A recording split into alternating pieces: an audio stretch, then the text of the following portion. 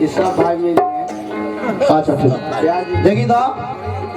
तीनों भाई मिल के हमरा के हेली 500 दे देनी। हाँ अगर मैं 100 दे देती तो हम बांट देनी कि 200 रुपए दे ले बनी। अगर हम समझे नहीं क्या कि केक कितना दे ले बनी कर में ये रुपया ना हो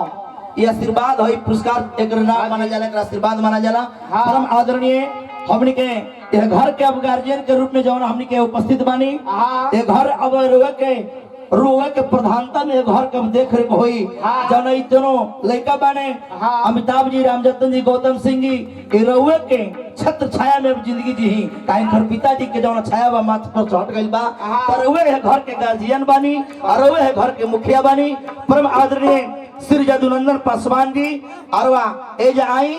और एगो पुष्पहार से हम सम्मानित कर चाहते नहीं चाहे बुजुर्ग बने वजह रह हम वही हम चलावत नहीं बचो नहीं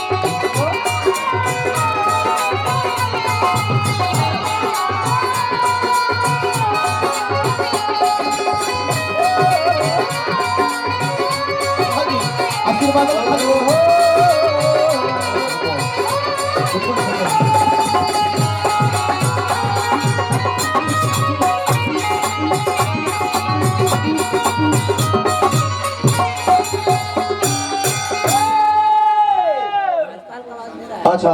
और हमरा दिनेश पासवान जी हाँ जी देखिए हमरा घर के मुखिया के माध्यम से 500 रुपए का पुरस्कार आई चरण बार बार हार्दिक हार्दिक स्वागत अभिनंदन बा।